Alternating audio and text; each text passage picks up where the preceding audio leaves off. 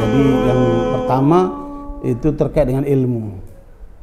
Jadi ilmu ini kalau didefinisikan itu kunhu syai', hakikatu syai', rahasia dari segala sesuatu. Yang ilmu itu kalau kemudian melihat dari lawannya kebodohan, baru akan semakin jelas makna ilmu itu. Ya, jadi ilmu ada dua ilmu itu, ilmu yang bersumber dari Allah dan itulah kebenaran mutlak. Sementara yang kedua ilmu yang bersumber dari manusia, kebenaran yang bersifat nisbi. Makanya di dalam surat Yunus ayat ke-32 Allah katakan, fadzalikumullahu rabbukumul haqq famada ba'dal haqqi illa dhalal fa anna tusrafun. Dialah Allah Tuhanmu yang maha benar, daripadanya lah segala kebenaran itu. Siapa yang tidak berada di atas kebenaran yang datang dari Allah, maka orang itu berada di atas kesesatan. Sehingga dari dalil ayat ini kita tahu semua pandangan manusia yang bertentangan dengan kebenaran yang datang dari Allah itu adalah kesesatan, sesuatu yang bersifat aksiomatik. Nah, kebenaran yang datang dari Allah nggak langsung ke kita melalui utusannya, yaitu para rasulnya. Di antaranya adalah Nabi Muhammad sallallahu alaihi wasallam. Sehingga Allah mengatakan dalam surat An-Nisa 113, wa anzalallahu 'alaikal kitaba wal hikmata wa 'allamaka ma lam takun ta'lam wa kana fadlullahi 'alaika 'azima. Dan Allah telah menurunkan kepadamu wahai Muhammad Al-Qur'an dan As-Sunnah. Jadi kalau Alkitab bergandengan dengan Al-Hikmah, maka Alkitab bermakna As-Sunnah. Ya, sementara kalau Al-Hikmah itu berdiri sendiri, maka bermaksud adalah Al-Quran dan Sunnah.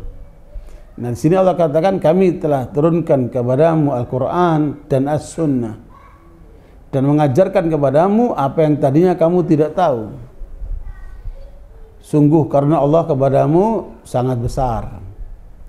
Makanya baik Al-Quran maupun As-Sunnah itu dua-duanya bersumber dari Allah. Hanya bedanya kalau Al-Quran lafadz dan maknanya langsung dari Allah, tidak ada sedikit pun intervensi Nabi Muhammad SAW.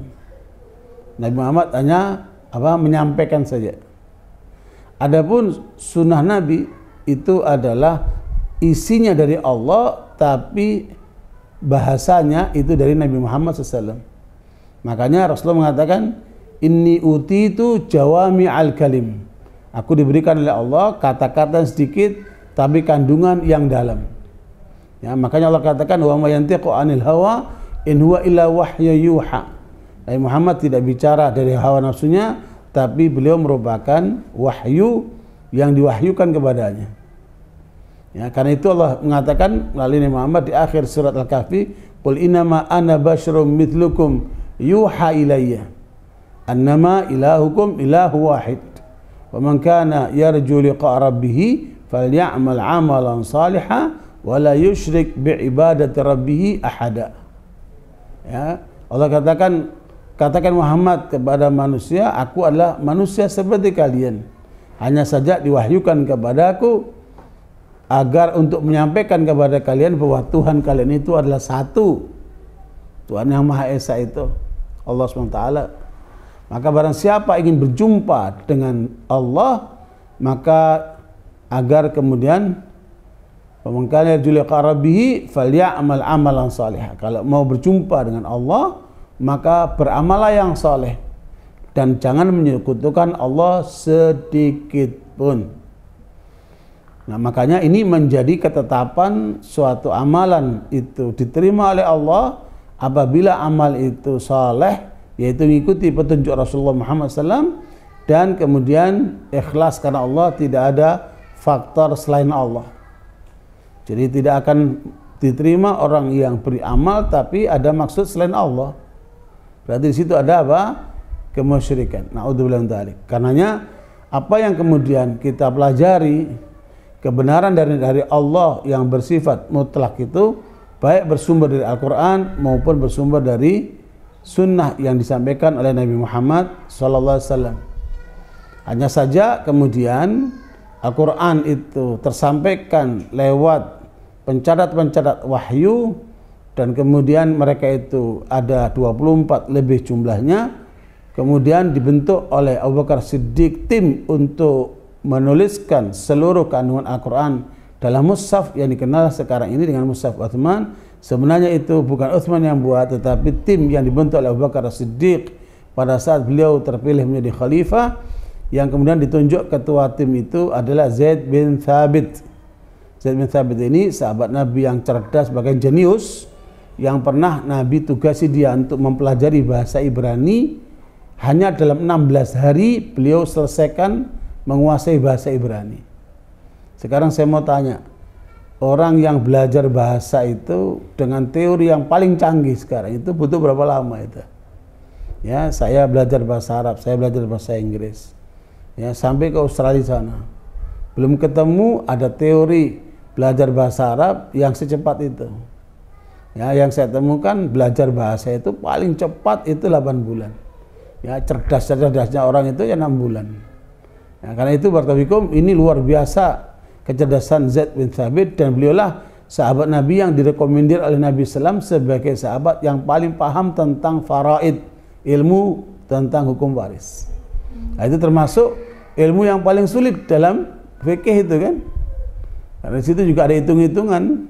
Nah, itu yang paling paham itu adalah Zaid bin Thabit ini. Maka karena itu melihat kemampuan Zaid bin Thabit, ya, yang direkomendir oleh Nabi SAW, dan melihat realitas dia juga hafal Quran, maka beliaulah yang dipilih untuk menjadi ketua tim. Dan kata Zaid bin Thabit, sungguh beban yang aku terima sebagai ketua tim pengumpul Al-Quran lebih berat daripada aku harus memindahkan sebuah gunung.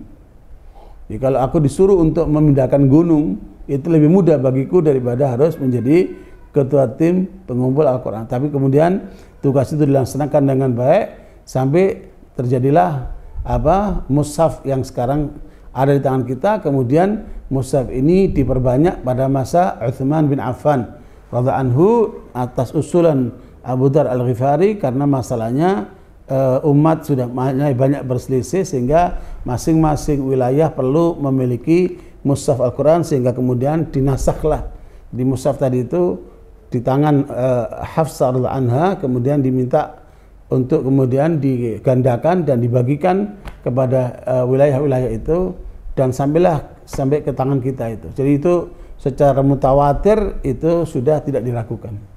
Nah, adapun sunnah-sunnah Nabi, ya, yang kemudian disampaikan oleh Nabi, ada dicatat oleh para sahabat, ada juga yang berdasarkan hafalan. Ya, makanya ada seorang sahabat Nabi bernama Abdullah bin Amr bin As, ya, yang beliau ini senantiasa mencatat omongan Nabi. Setiap Nabi ngomong beliau catat. Sementara mayoritas yang lainnya itu mengandalkan hafalan. Termasuk Abu Hurairah radhiyallahu anhu mengandalkan hafalan. Karena memang kita kenal bangsa Arab itu hafalannya kuat-kuat. Nah, karena itu barakallahu ketika kawan-kawan Abdullah bin Amr bin As menegur dia, ngapain kamu semua omongan Nabi kamu catat? Dia kan juga manusia. Maka teguran ini disampaikan kepada Nabi oleh Abdullah bin Amr bin As. Dia mengatakan, ya Rasulullah, aku ditegur oleh kawan-kawanku karena aku senantiasa mencatat omonganmu. Mereka bilang, Nabi Muhammad kan juga manusia, kenapa kamu harus catat semua omongannya? Maka dia mengatakan, uktubu anni fa innahu la yakhruj min fami ilal haq. Kata Nabi memerintahkan kepada Abdullah bin Amr bin As, tulis yang keluar dari mulutku, karena tidak ada keluar dari mulutku kecuali kebenaran. Sallallahu alaihi wasallam. Ya, makanya kumpulan riwayat-riwayat Abdullah bin Amr bin As dikenal dengan as-sahifah as-sahihah. As-sahifah as-sahihah itu kumpulan hadis-hadis sahih langsung dari Rasulullah dikumpulkan dalam Musnad Imam Ahmad. Ya, karena itu barakallahu itu kemudian dibuktikan dalam disertasi doktor oleh Dr. Mustafa Al-A'dhami Profesor Dr. Mustafa Al-A'dhami ini guru besar hadis, ya, yang apa namanya, yang mengambil disertasi doktor di Inggris, ya, dibimbing oleh Profesor Arbery, ya. Jadi monitori Profesor Arbery, kemudian menulis disertasi doktor 2 juz, judulnya Dirasat fil Hadits Nabawi, ya, kajian-kajian tentang hadis Nabi, membantah tuduhan-tuduhan para orientalis termasuk George Zihar. George Zihar ini Yahudi dari Jerman yang menganggap bahwa sunnah Nabi itu dikumpulkan baru abad kedua, dan itu diikuti oleh sebagian intelektual Muslim Indonesia karena terpengaruh oleh pikiran para orientalis, ya. Nah, karena itu barakallahu disinilah pentingnya untuk kemudian kita menyadari kajian yang dilakukan oleh orientalis itu, mereka termasuk George Zihar menganggap bahwa hadis-hadis Nabi itu dikumpulkan baru abad kedua. Keliru, dibantahlah oleh Dr. Mustafa Al-A'dhami.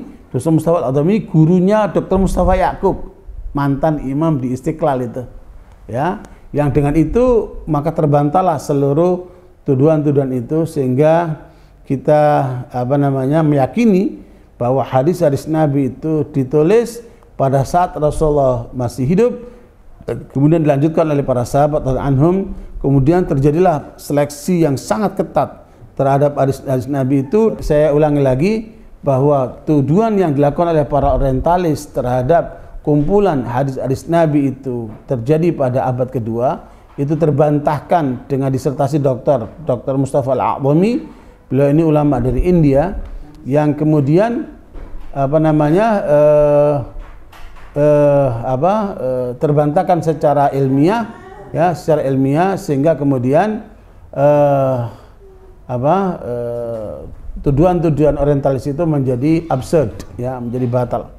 Nah, karena itu kita yakini hadis-hadis Nabi itu ditulis pada masa Rasulullah masih hidup dan dilanjutkan oleh para sahabat, kemudian generasi tabi'in, dan yang paling kemudian kerja keras untuk memulihkan seluruh hadis-hadis Nabi itu dengan dibiayai yang luar biasa oleh Umar bin Abdul Aziz rahimahullah, khalifah yang adil yang kemudian menggerakkan para ulama untuk melakukan seleksi ketat terhadap hadis-hadis Nabi. Maka kemudian terkumpullah itu Muwatta Imam Malik, Sahih Bukhari, Sahih Muslim, Sunan Nasa'i, Sunan Tirmidzi, Sunan Ibnu Majah dan sebagainya. Kemudian mereka menilai dari dua sisi, dari segi sanadnya, ya, runtutan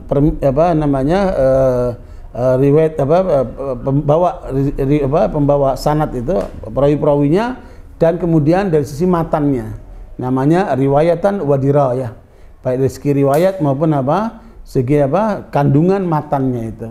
Dengan demikian sebenarnya apa yang dilakukan ulama-ulama dahulu itu merupakan satu kerja keras, ya, untuk menunjukkan betapa bahwa ilmu hadis ini mendapat perhatian dari awal secara ilmiah, dan itu diakui oleh kanan maupun kiri, barat maupun timur. Ya, karena itu barakallahu tidak ditemukan di dalam seluruh kehidupan manusia terkait dengan ilmu sanad, ya, tentang perawi-perawi itu seperti yang dimiliki oleh umat Islam, ya. Karena itu barakallahu inilah hal yang penting untuk kita pahami di dalam kita memperoleh ilmu yang bersumber dari Allah SWT, baik itu Al-Quran maupun Sunnah Nabi Sallallahu Alaihi Wasallam, ya. Dan itu diungkapkan sebagai penguat lagi di dalam surat Asy-Syura 53, wa kadzalika auhayna ilaika ruhan min amrina ma kunta tadri mal kitab wal iman walakin ja'alnahu nuran nahdi bihi man nasya'u min ibadina wa innaka latahdi ila siratim mustaqim. Jadi kami telah wahyukan kepadamu Al-Quran, ya, dan mengajarkan kepadamu yang tadinya kamu tidak tahu apa itu iman, apa itu Alkitab, tapi Allah lah yang akan memberikan ilmu itu kepadamu, sehingga kamu ajarkan kepada manusia, sehingga manusia menjadi mengerti apa arti kebenaran itu. Nah, sekalian hal-hal yang kemudian menjadi pelajaran-pelajaran yang disampaikan Nabi diserap oleh para sahabat, dan oleh para sahabat disampaikan oleh generasi kepada generasi tabi'in terus sampai sekarang. Alhamdulillah itu semua sampai kepada kita, dan itu bisa dibuktikan secara ilmiah, sehingga itu kemudian dikaji dalam perguruan tinggi sampai tingkat profesor. Nah, ala kulli hal, dengan demikian maka yang dimaksud ilmu yang sedang kita bahas adalah ilmu agama. Adapun ilmu dunia, itu nanti menjadi wilayah pendalaman dari kemampuan akal manusia yang landasannya adalah panca indera, ya. Maka lahirlah ilmu eksakta, lahirlah ilmu humaniora, ya. Ilmu eksakta atau ilmu humaniora itu terkait dengan karya-karya manusia di dalam mengembangkan keilmuannya, ya, yang kemudian itu landasannya adalah kemampuan akal dan pengamatan serta lapangan dengan berbagai macam teori yang mereka lakukan, sehingga lahirlah berbagai macam jenis ilmu itu. Ketika mereka mendalami ilmu bumi, mereka melahirkan namanya ilmu geologi.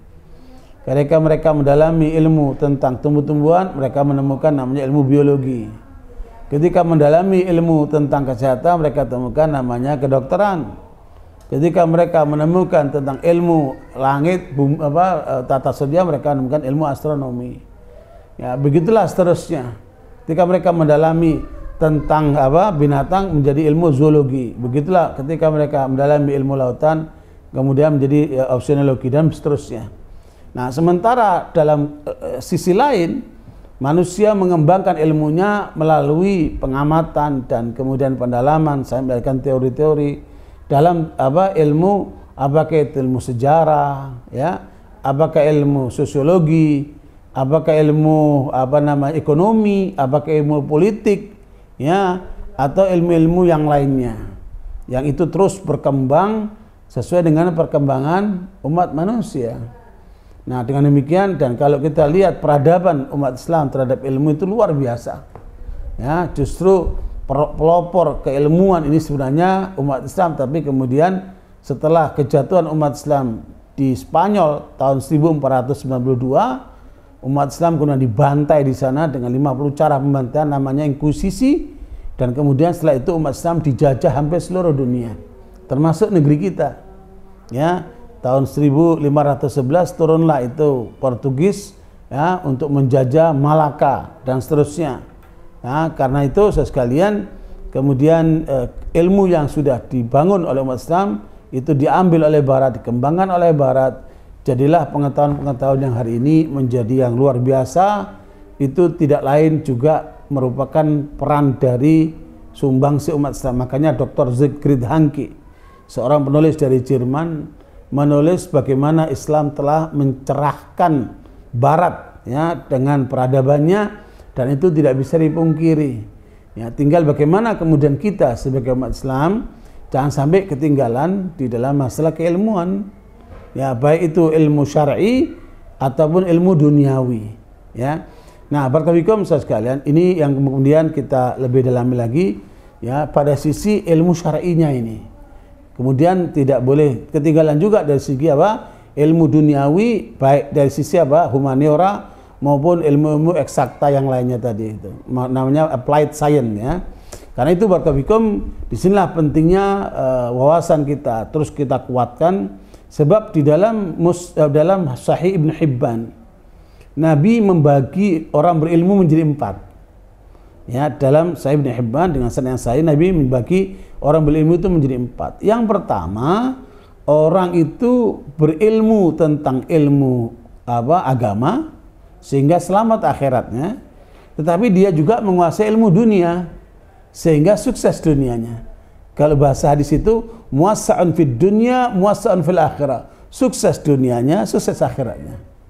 Barangkali kita semuanya berharap bisa mencapai tingkatan ini. Inilah yang kemudian terkenal diungkap oleh Pak Habibie, imtak dan iptek. Ya, itulah yang kemudian menjadi temuan Pak Habibie, imtak dan iptek. Hanya saja terakhir Habibie sebelum wafat memberikan kuliah di Mesir di hadapan para mahasiswa di Al-Azhar, beliau bertanya kepada dirinya, kalau saya ditanya sama Tuhan, apa yang kamu lebih utamakan wahai Habibie, imtak atau iptek? Maka akan saya jawab imtak ya Allah. Ya, karena imtak untuk keselamatan akhiratku, sementara iptek itu adalah untuk kesejahteraan duniaku, ya. Dan tentunya kita berharap bisa mencapai dua-duanya, karena ini adalah prioritas pertama yang Allah Rasulullah SAW sebutkan, ya, sukses dunia dengan menguasai ilmu, sukses akhirat juga harus dengan ilmu. Makanya kata Imam Syafi'i rahimahullah, man arada dunya fa'alaihi bil ilm, wa man arada al akhirah fa'alaihi bil ilm, wa man aradahuma fa'alaihi bil ilm. Ya, kata Imam Syafi'i, siapa yang ingin menguasai dunia harus dia kuasai ilmu. Siapa yang ingin menguasai akhirat harus dia berilmu. Siapa yang menguasai dua-duanya harus dia berilmu. Subhanallah. Makanya harapan kita generasi umat ke depan untuk kita tekankan dari dua sisi ini sehingga sukses duniawi, sukses akhirawi. Adapun ilmu yang kedua, kata Rasulullah adalah orang yang dikasih oleh Allah ilmu agama sehingga sukses akhiratnya tapi tidak dikasih ilmu dunia. Kan dia nggak sempat belajar ilmu dunia. Fokus mendalami kitab-kitab ini, kitab itu, ribuan bahkan ratusan ribu bahkan jutaan kitab, ya, sehingga tidak punya kesempatan untuk menggali ilmu dunia. Ya, orang seperti ini dia selamat akhiratnya tapi gagal dunianya. Ya, mungkin hanya pas-pasan atau serba cukup lah. Ya, tetapi kemudian orang berilmu yang kedua ini berdoa kepada Allah, ya Allah, kalau Engkau berikan kepadaku ilmu dunia seperti yang pertama, aku akan gunakan di jalan-Mu ya Allah. Kata Rasulullah, dengan harapannya itu Allah berikan pahalanya sama dengan yang pertama. Subhanallah. Nah, ini keutamaan orang apa? Orang berilmu seperti itu. Tapi kalau kita disuruh milih yang mana? Akan milih yang pertama tentunya. Tapi kenyataan banyak ulama jenis yang kedua. Kenapa? Mereka tidak sempat untuk menggali ilmu dunia seperti yang pertama. Nah, ala kulli hal masih selamatlah yang kedua itu. Adapun yang ketiga adalah orang yang dikasih ilmu dunia tapi tidak dikasih ilmu agama.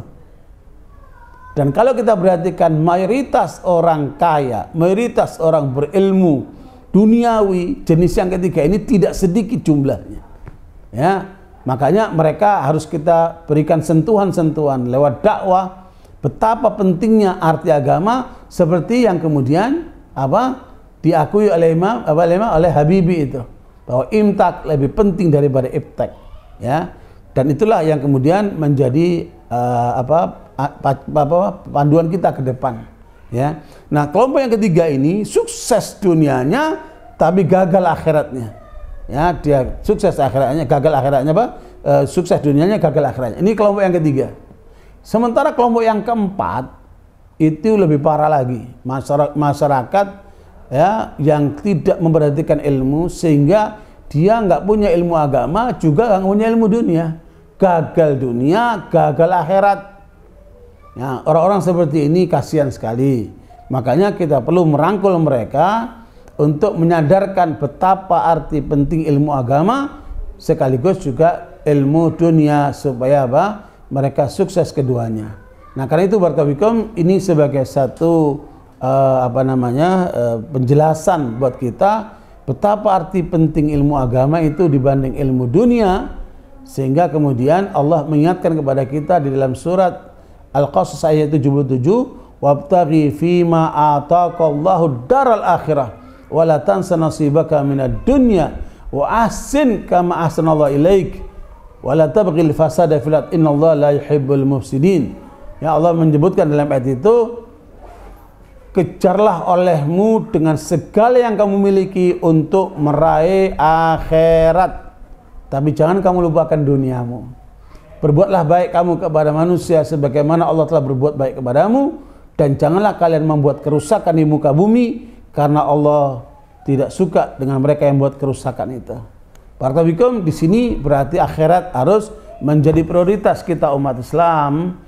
Kemudian bagaimana mengejar ilmu duniawi itu. Nah, barakallahu sekalian, kalau kita lihat apa yang menyebabkan umat ini terbelakang, ya, apa penyebab umat ini mengalami gonjang-ganjing, mengalami kondisi marginal. Ya, bahkan kalau dalam bahasa buku itu di footnote saja dia, bukan di atas, dia di footnote. Kenapa umat Islam kok jadi terjemahkan seperti ini? Analisanya ada dalam surat Al-Ahzab ayat 72. Allah katakan, inna aradna al-amanata ala samawati wal ardi wal jiban fa abaina yahmilnaha wa ashfaqna minha wa hamal al-insan innahu kana zaluman jahula. Ya. Di dalam ayat ini Allah katakan, kami telah tawarkan amanat risalah Islam ini kepada langit, bumi dan gunung. Semua makhluk besar, langit, bumi dan gunung, semua makhluk besar. Silakan itu diteliti dengan ilmu apa saja. Ya, tentang hakikat langit itu seperti apa. Ya, lihat tuh ke Taman Ismail Marzuki sana. Dekatkan tuh dengan planetarium yang menunjukkan betapa dahsyatnya, ya, miliaran atau mungkin triliunan galaksi di atas itu yang tidak ada satupun berbenturan. Kalau tidak ada yang mengatur, nggak mungkin lah itu sampai terjadinya siang dan malam. Lihatlah itu hamparan lautan yang menempati 75% dari unsur bumi ini. 75% itu adalah lautan itu. Lihatlah itu gunung-gunung Merapi yang 1500 mengitari seluruh alam semesta ini untuk menjaga keseimbangan. Dan luar biasa apa yang Allah tunjukkan dalam kehidupan langit, bumi dan gunung, makhluk besar semuanya. Kepada mereka ditawarkan untuk menerima tanggung jawab ajaran Islam. Tapi semuanya mereka menolak. Cukup kami sampai di dunia ya Allah. Ya, makanya itu di akhir surat An-Naba itu orang kafir mengatakan, ya laitani kuntu turaba. Mereka begitu menyesal, coba dulu saya seperti tanah saja. Ya, tidak ada tanggung jawabnya. Tapi ketika sudah diemban oleh manusia, nggak ada lagi cerita. Sehingga kemudian langit, bumi dan gunung semua keberatan. Tetapi kata Allah, amanat itu diterima oleh manusia. Nah, kenapa manusia itu tidak mampu menjalankan tugasnya? Ya, tidak mampu melaksanakan misinya. Dua sebabnya. Innahu kana zaluman jahula. Innahu kana zaluman jahula. Sebab utama gagalnya manusia melaksanakan tugas risalah di muka bumi dua, kata Allah. Zaluman, sangat zalim. Apa maksud zalim itu? Tahu yang benar tapi nggak jalankan. Siapa saja, ya ini kata siapa namanya Ibnu Sirin, kata ulama-ulama yang lain, siapa saja yang tahu yang benar tapi tidak menjalankan, maka dia orang zalim. Ya, dan itu cirinya kaum Yahudi. Mereka tahu yang benar tapi mereka melanggar. Nah, ini jangan sampai kita seperti kaum Yahudi yang tahu yang benar tapi mereka tidak mengakui kebenaran itu. Maka orang itu adalah zalim. Bahkan Allah katakan zaluman, sangat zalim. Jahula, bodoh karena melangkah tanpa ilmu. Nah, kebodohan itu kemudian disebutkan oleh Allah, ghairil maghdubi alaihim, itulah Yahudi, waladhdallin, itulah Nasara. Ya, antara kedaliman dan kebodohan inilah yang menimpa umat Islam. Inilah akar masalah yang harus kita pecahkan, sehingga kita harus memberikan contoh, memberikan penyadaran. Jangan Anda zalim, sesuatu yang Anda tahu jalankan. Ya, Anda tahu Muslim itu wajib sholat 5 waktu, jalankan. Anda tahu orang Muslim itu wajib puasa Ramadan, jalankan. Anda tahu orang Muslim itu wajib untuk menunaikan zakat bila mampu untuk berzakat, jalankan. Orang Muslim itu wajib untuk menunaikan haji bila mampu untuk melaksanakan, jalankan. Bahkan di sana kata Hudzaifah, Islam itu ada 8 saham. Nah, ini yang tidak banyak diketahui oleh orang. Yang banyak tahu cuman 5 rukun Islam. 5 rukun Islam itu untuk setiap Muslim. Tapi ada lagi 3. Nah, ini untuk orang-orang yang punya kesadaran. Yaitu apa? Amar ma'ruf, nahi munkar, dan jihad fisabilillah. Itulah 8 saham yang disebutkan oleh sahabat Hudzaifah, inti ajaran Islam. Makanya pantas kalau kemudian surga itu ada 8 pintu. Ya, bisa jadi kalau kemudian kita melaksanakan itu bisa masuk pintu dari seluruhnya itu ya. Makanya saudara sekalian, barangkali ini yang kemudian tidak banyak diemban oleh manusia. Kita ya dalam partai dakwah ini harus bisa ngemban 3 hal yang tidak diemban oleh banyak orang. Amar ma'ruf, nahi munkar, dan jihad fisabilillah. Itu sebagai upaya untuk memenangkan Islam, li'izzil Islam wal muslimin, dan menjayakan bangsa dan negara kita ini. Karena itu barakallahu pemahaman tentang kelemahan umat dari sisi kezaliman dan kebodohan ini kemudian nampak sekali dari perilaku para pejabat.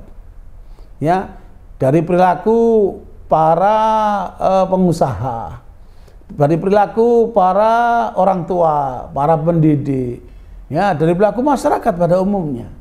Coba perhatikan, 2 titik kelemahan ini luar biasa. Ya, kedoliman suami kepada istri, kedoliman istri kepada suaminya, kedoliman orang tua kepada anaknya, kedoliman anak kepada orang tuanya, ya, kedoliman guru kepada muridnya atau sebaliknya, kedoliman murid kepada gurunya, kedoliman pemimpin kepada rakyatnya, bahkan kemudian kedoliman rakyat kepada pemimpinnya. Semua terjadi dalam kehidupan kita ini. Kita tidak bisa menyalahkan satu persatu.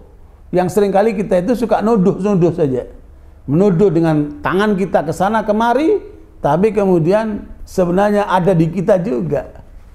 Ya, bagaimana kita akan menyelesaikan masalah yang ada di tengah masyarakat, tengah umat, kalau kemudian kita sendiri mengidap penyakit itu?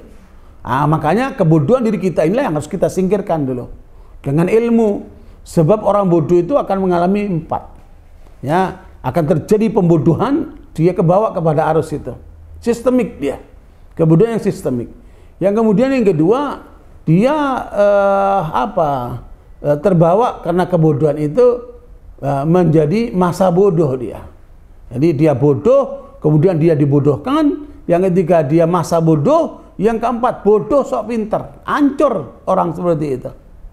Nah, di tengah masyarakat tidak sedikit jenis orang seperti ini yang tentunya harus kita ingatkan, kita sadarkan, kita perbaiki, kita dakwain, kita luruskan.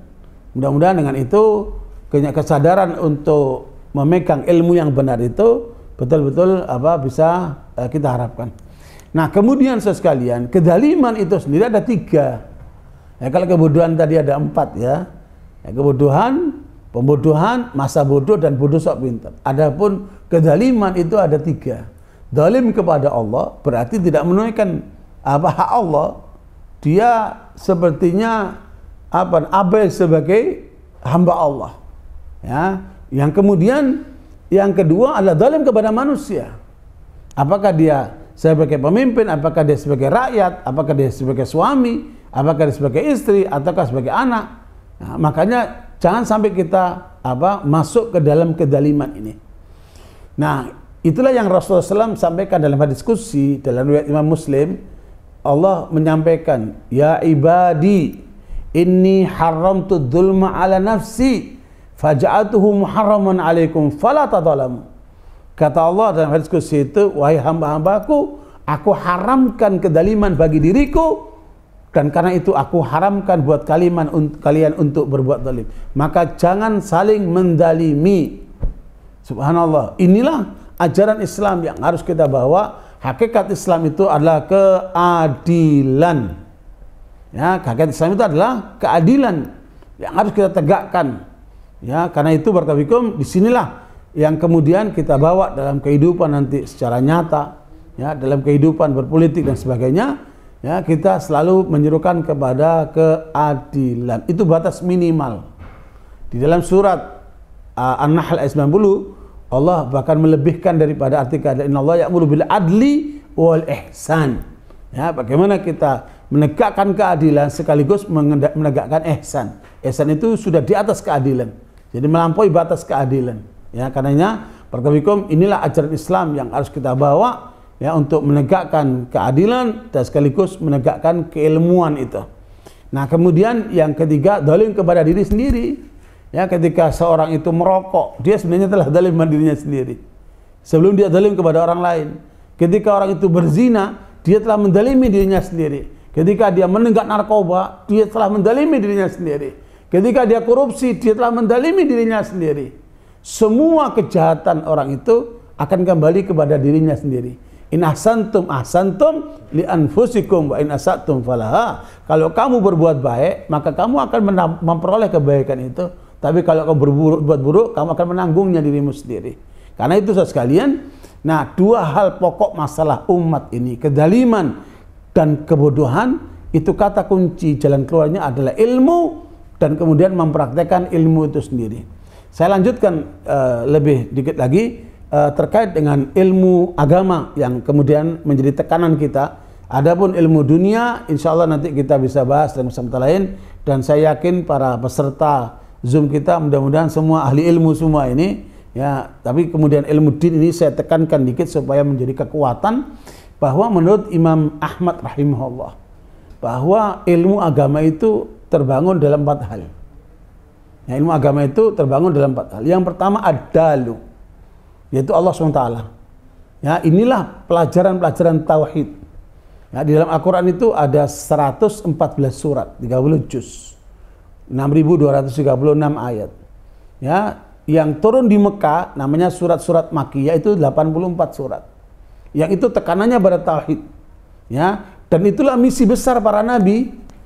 Walaqad ba'atsna fi kulli ummatin rasulan an i'budullaha wajtanibut taghut. Surat An-Nahl ayat 36, Allah menjelaskan telah kami utus setiap umat seorang rasul untuk mengajak umatnya untuk beribadah hanya kepada Allah dan meninggalkan semua peribadatan kepada selain Allah. Nah, inilah yang kemudian menjadi misi besar para nabi, mengenalkan manusia kepada Allah dan sekaligus bagaimana menyembah Allah. Apa maunya Allah? Nah, ini adalah sesuatu yang menjadi inti bahasan dalam tauhid, dalam ilmu akidah. Ya, insya Allah itu nanti panjang sekali. Kalau mau ingin seseorang menjadi spesialis, ya silakan aja itu mendalami dari berbagai macam sumber yang cukup luas sekali. Makanya kajian tauhid itu dipelajari sampai tingkat dokter dan profesor itu. Ya, dan luas sekali ilmunya karena itu adalah misi terbesar para nabi dan rasul. Adapun yang kedua, ad-dalil. Ad-dalil itu adalah Al-Quran sebagai wahyu yang Allah turunkan kepada Nabi Muhammad untuk umat manusia. Disitulah kita membaca apa maunya Allah. Disitulah kita baca tentang hal-hal global, mana perintah, mana larangan. Petunjuk Allah itu ada di dalam Al-Quran. Itu Allah sebutkan di dalam surat Al-Maidah ayat 16. Ya, saya kira ayat ini perlu dihafal oleh kita semua karena ini inti Al-Quran. Yahdi bihillahu manittaba'a ridwanahu subulas salam wa yukhrijuhum minadh-dhulumati ila nuri bi'idhnih wa yahdihim ila siratim mustaqim. Ya, 4 misi besar Al-Quran yang disebutkan di dalam ayat ini, Al-Maidah ayat 16 itu, bahwa Al-Quran akan mengajarkan kepada umat agar meraih ridha Allah. Itu pertama. Jadi jangan sampai hidup kita demi istri kita, demi suami kita, demi anak kita, demi apa yang lainnya itu nanti sia-sia. Karena hidup ini telah Allah tetapkan untuk ibadah. Wa ma khalaqtul jinna wal insa illa liya'budun. Tidak kuciptakan jin dan manusia kecuali untuk beribadah kepada Allah. Sehingga Allah katakan di dalam surat Al-An'am 162, ya, qul inna salati wa nusuki wa mahyaya wa mamati lillahi rabbil alamin. Katakan, wahai Muhammad, salatku, puasaku, hidup dan matiku hanya untuk Allah. Inilah yang harus kita raih di dalam kita melaksanakan misi Islam dalam kehidupan ini sebagai hamba Allah. Nah, inilah kemudian saya sekalian pengetahuan yang kita gali dari Al-Quran. Pertama, meraih ridha Allah. Yang kedua, Al-Quran mengajarkan, ya, masuklah ke subulas salam, wilayah-wilayah yang bikin kamu tentram. Apa wilayah yang bikin kamu tentram? Kamu sholat, kamu akan tentram. Kamu puasa, kamu akan tentram.